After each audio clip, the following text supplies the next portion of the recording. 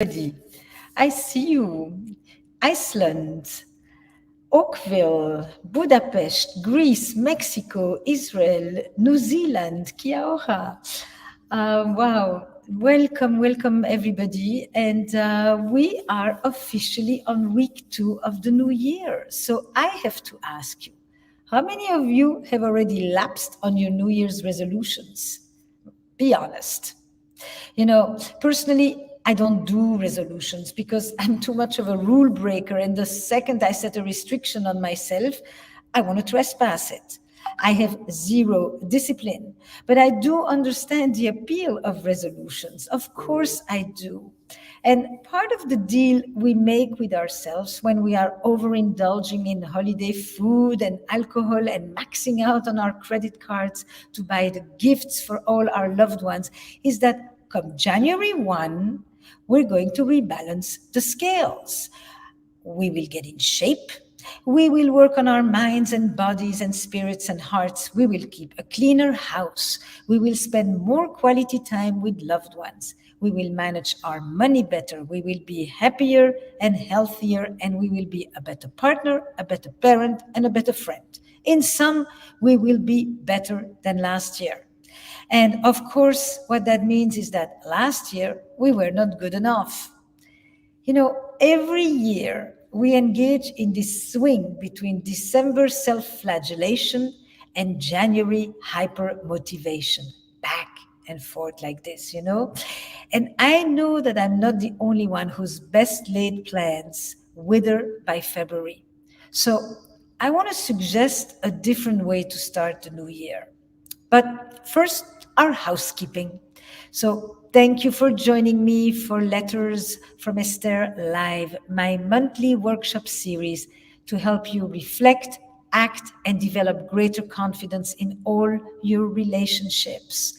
The series happens monthly on YouTube and on Facebook Lives. And for more Letters from Esther, just visit estherperel.com/blog.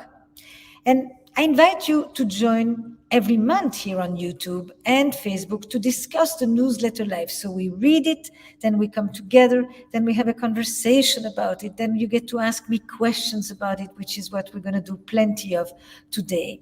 And I invite you also to reach out to someone who you think could really use a little focusing in on structure and spontaneity, the topic of today. Take notes because, things go by fast. We think we will never forget, and then we can't necessarily remember.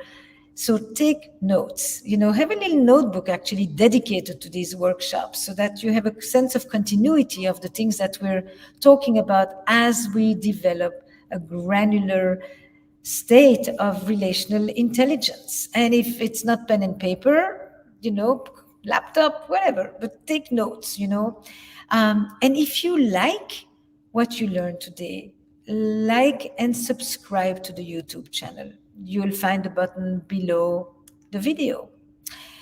So we're going to talk about more practical New Year's resolutions. And what I mean by practical in this context is realistic, sustainable, and focused on behavior and not the outcome. If you think that you want to run a marathon this year, you're going to get there by running regularly and by increasing incrementally over time. The outcome is the fulfillment and the satisfaction, not the distance that you ran or the weight that you lost or the amount of books that you read or how often you had sex. Connected to satisfaction is the effort. I love the expression in English, 10 for effort. Over focusing on the outcome ends up being that we often spend more time swimming in our failures. We ate too much, we gained gained a little weight, we spent too much, we binged watched too much, we started a project that we didn't complete, we didn't fulfill last year's resolution or the one before, and it's been many years that we're hoping we're going to get to do something.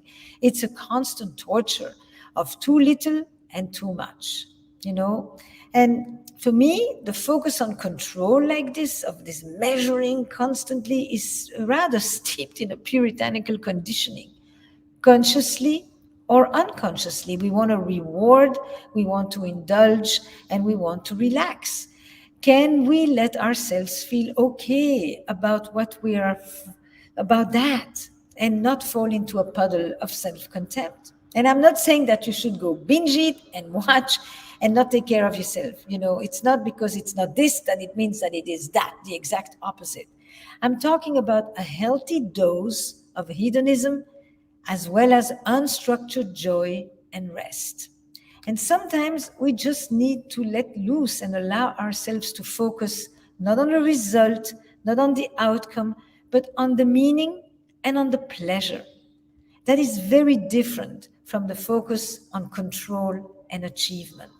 Meaning and pleasure, not only control and achievement, because you can control and achieve, and in the end, the only meaning is the fact that you achieved it. But that's not enough.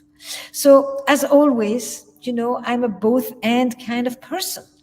We need to know how to tighten the knot, but we also need to know how to loosen it. We need a knot that is tight, but not so tight that you can't undo it ever. So, if your resolution is to have a better work life balance, for example, or to be more diligent in finally doing the things that you keep on saying that you want to do, whether it's getting your finances in order, or learn to play tennis, or get back on the guitar, which is one of mine, or go get those voice lessons, which is also one of mine, or see your parents more often, which I can't do anymore. It requires more structure and more spontaneity. It's the ability to hold both. They're not always in balance. They actually are often in a dynamic contradiction with each other. But it is that holding of both polarities that is so important. So, seriously, I can't just be me, right? I mean, why don't you tell me? I see you talking to me in the chat, but am I describing a universal experience here? So I just want to know I'm not alone and that I'm, going from like this the whole time, you know. Yep, Suzanne, I see meaning and pleasure versus control and achievement.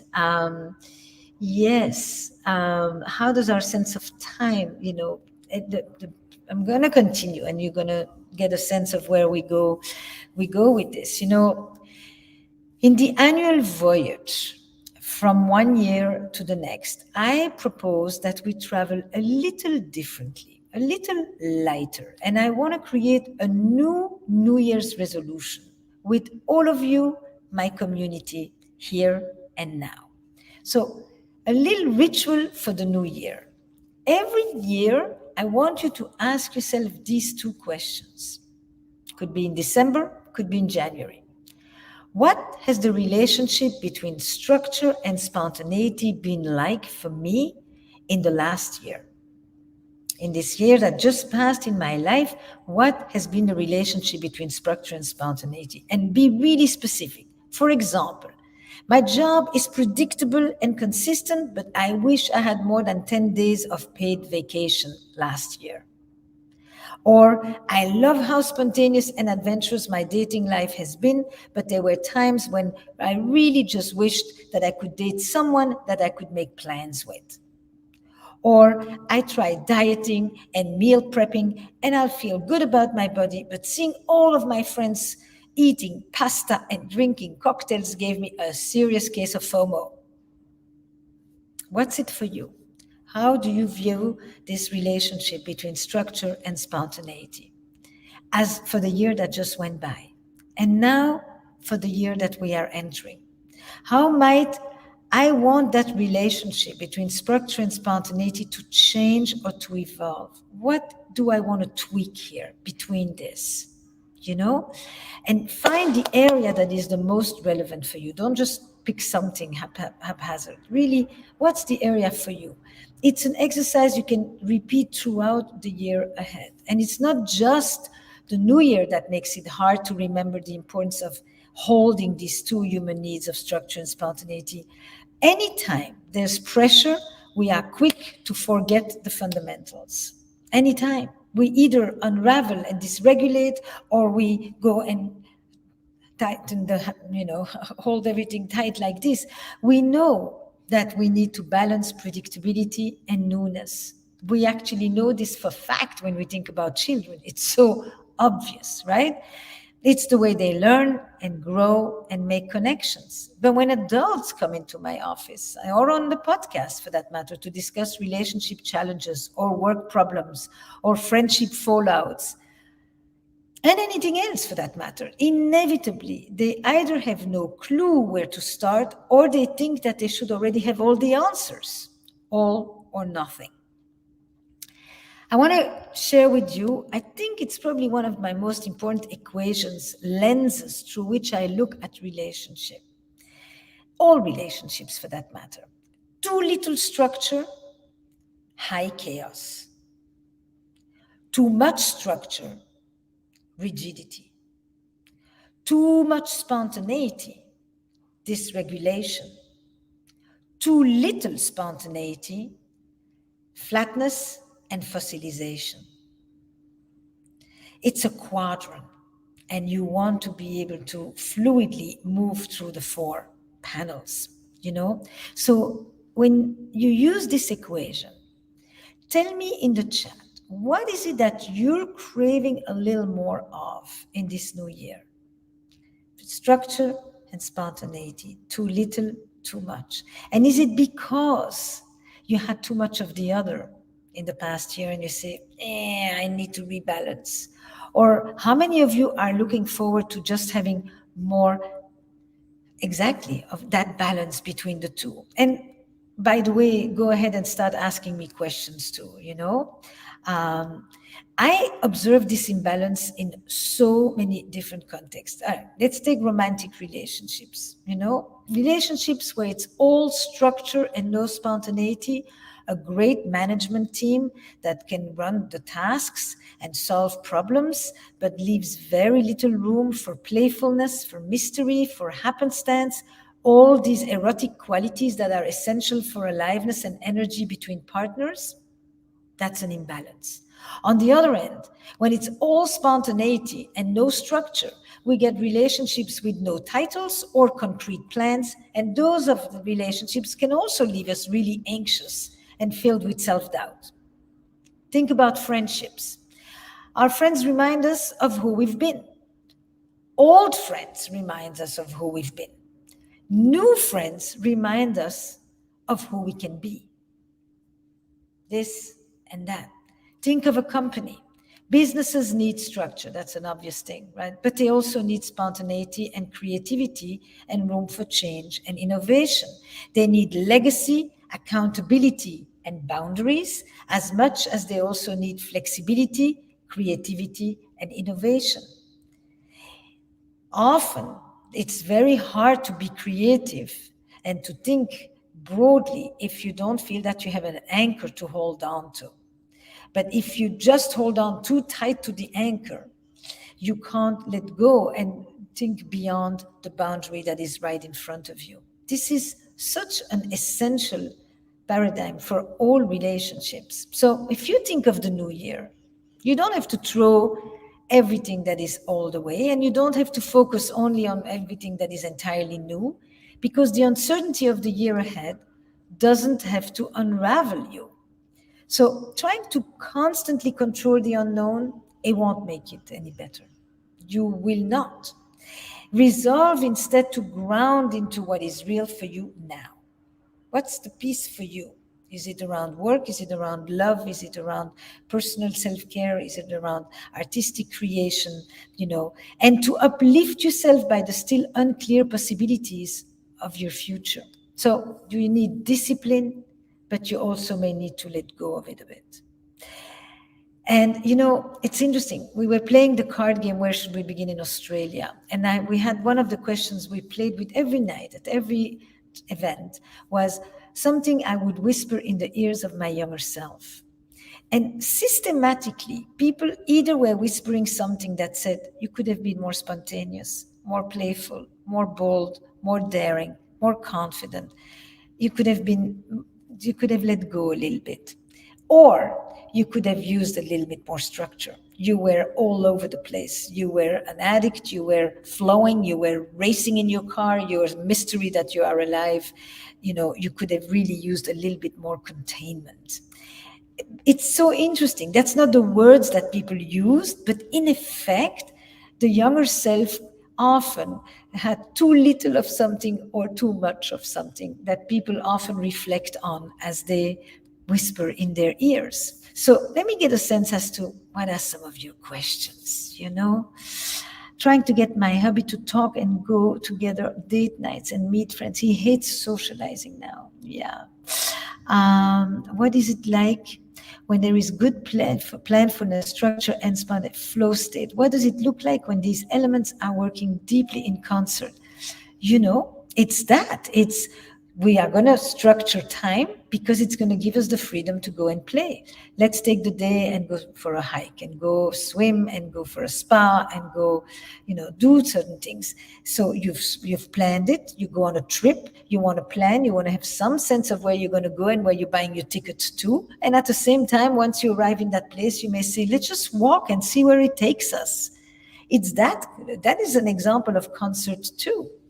you know Georgiana, if I get too rigid, I can end up organized, but in group meetings as a leader, I'm too controlling. Yeah.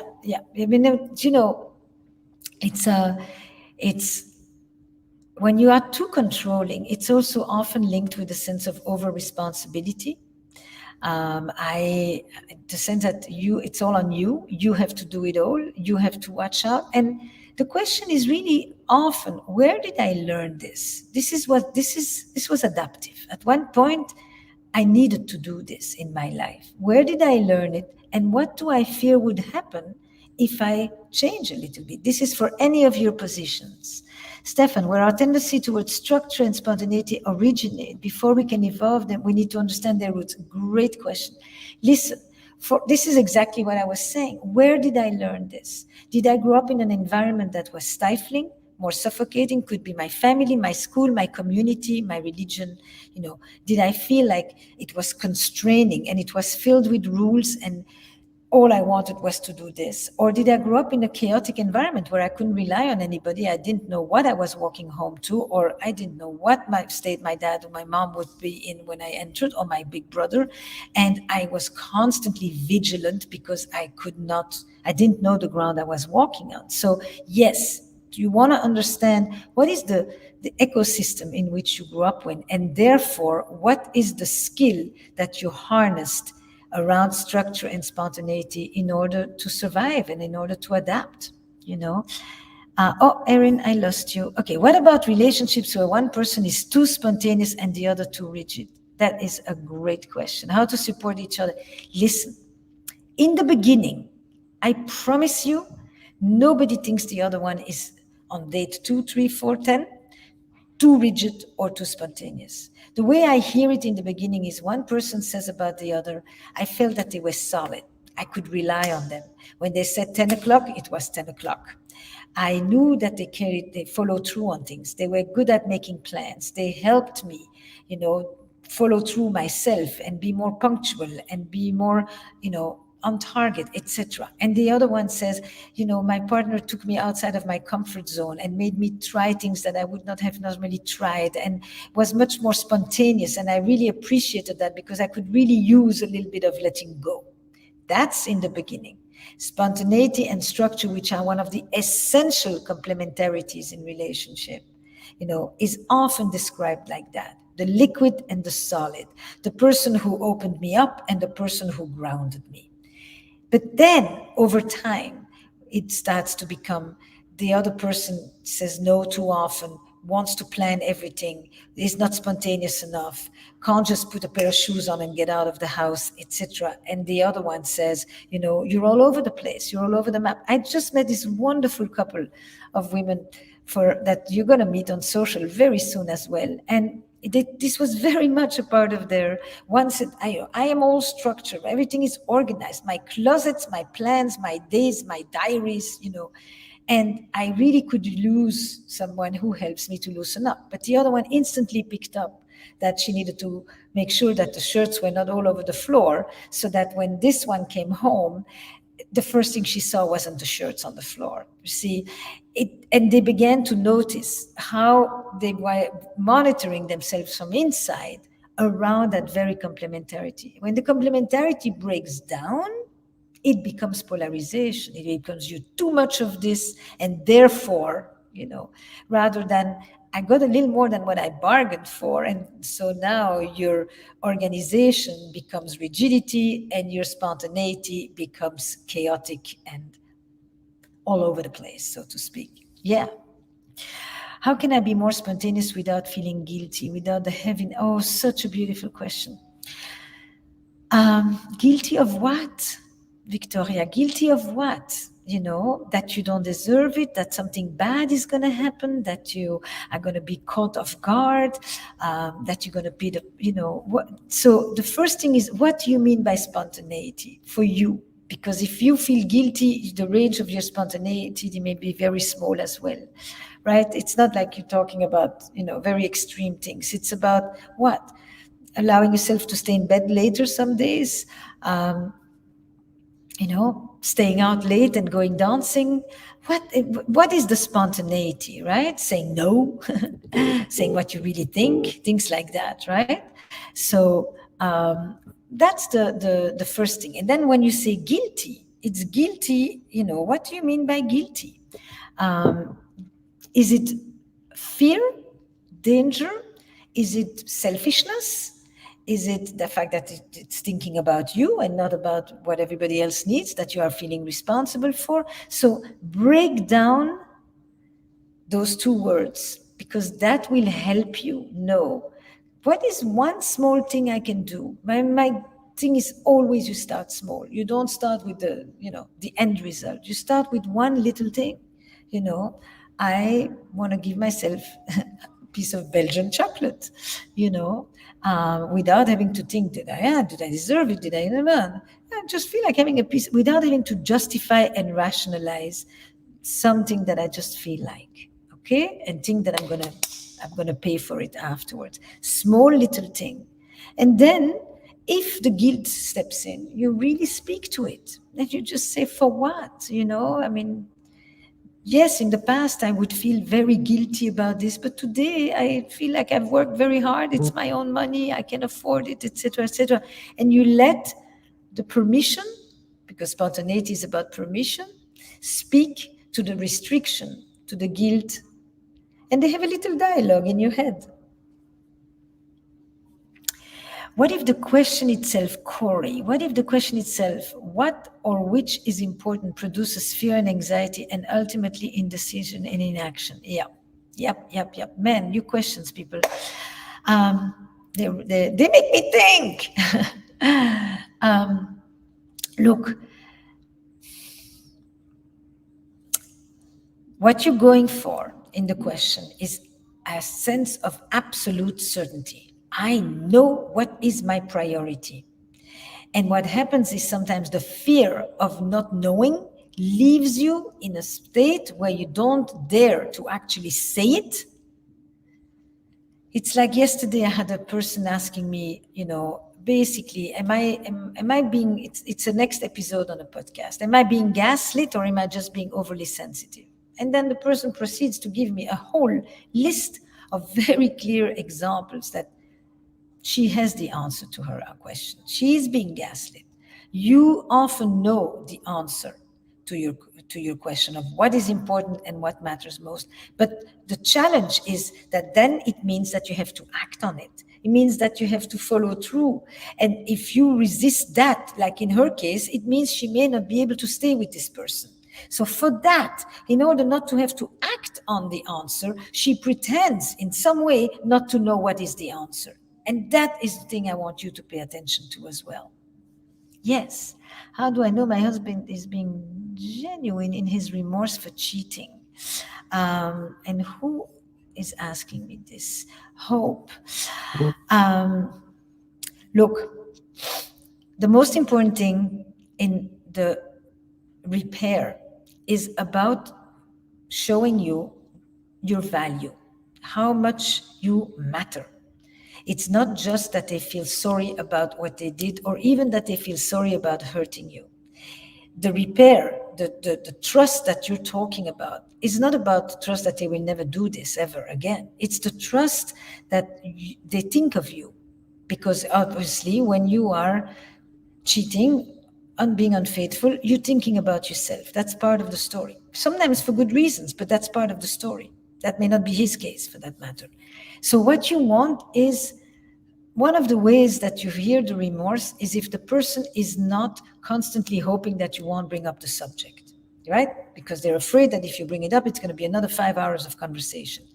In fact, the more they bring it up, the less likely you are to talk about it. If they just say, "How are you today? Is there something that upsets you? Is there something you need us to clarify again?" Or you pass in front of a restaurant, they say, "No, I didn't come here," because they know that you may be wondering, "Did you actually come here?" And if they preempt you, if they go ahead of you and invite the conversation, often you will answer, "I don't want to talk about it today. I just want to have a nice time." But that's because they are thinking about what happened. It allows you to actually think about something else. Otherwise, you're the one who constantly holds the infidelity on your mind while the other person is hoping that you will forget it for a moment. So that's one of the ways that we learn to trust. It's not that you trust the remorse, it's that you understand the process of repair that is led by remorse. Yes. Rosemary, what strategies can we use to encourage structure in our lives in a positive rather than a punishing way? I think one of the most important strategies is not to do things alone.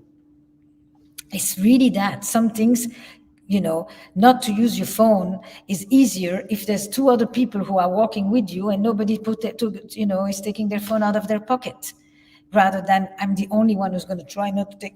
So accountability and solidarity are two essential strategies for structure.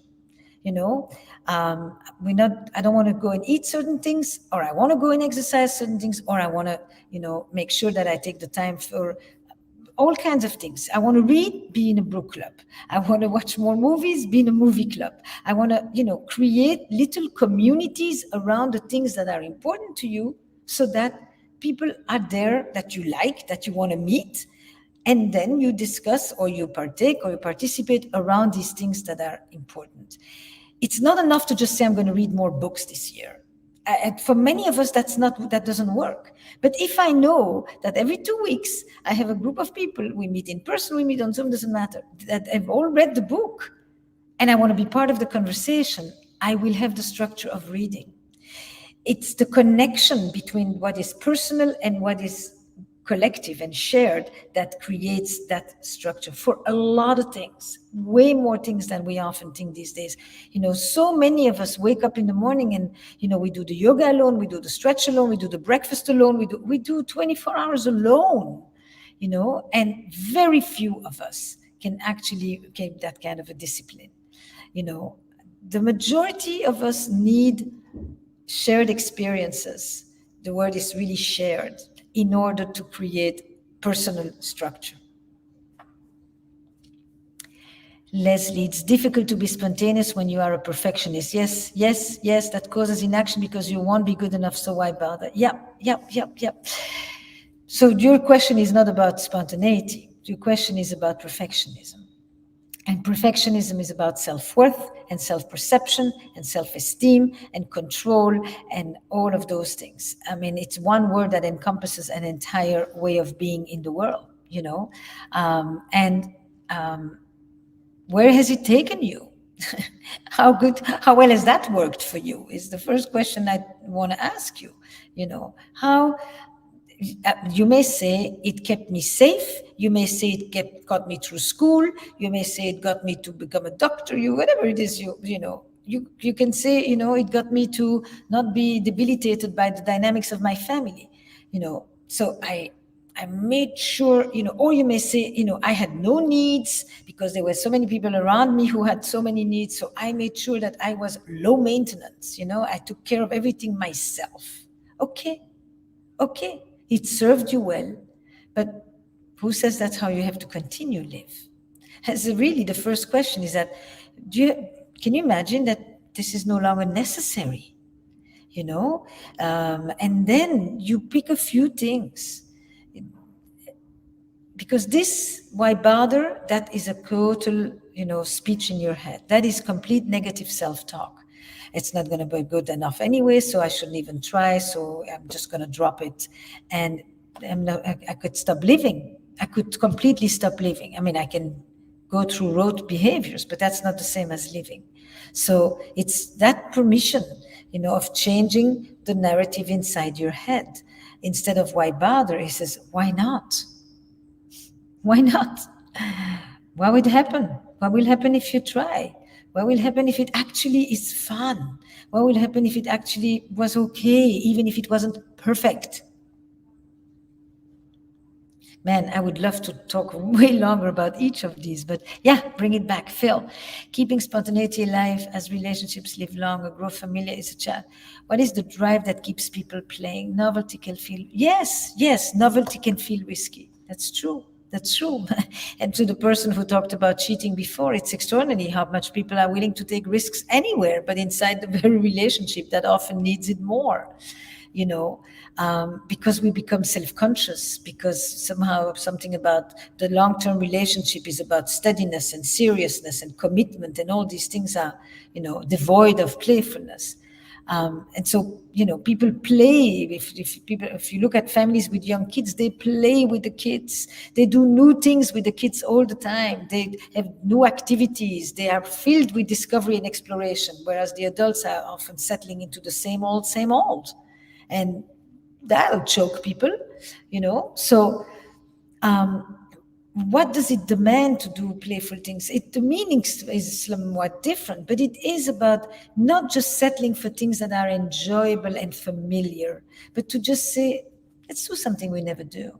And what it is that you never do is whatever. It's really a broad thing.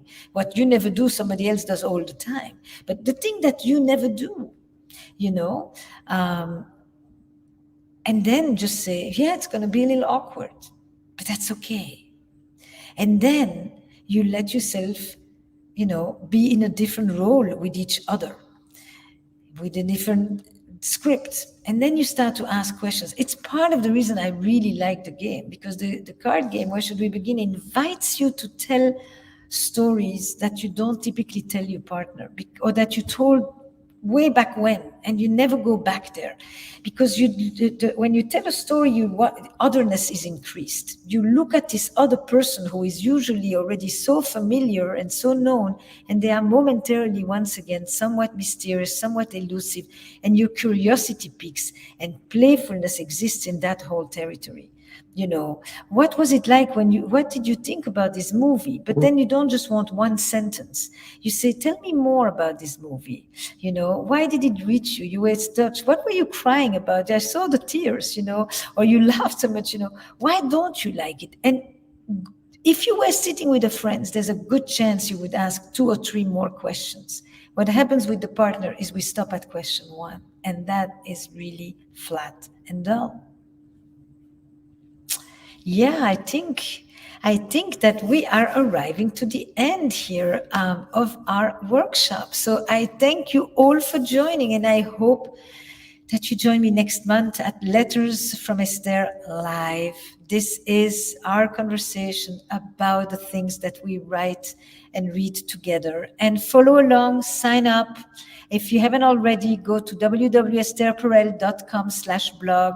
Follow me at Esther Perel Official on social media. And be well, all of you, and come back next month with, in your little diary, one thing that you changed in the balance between structure and spontaneity. Be well to all of you.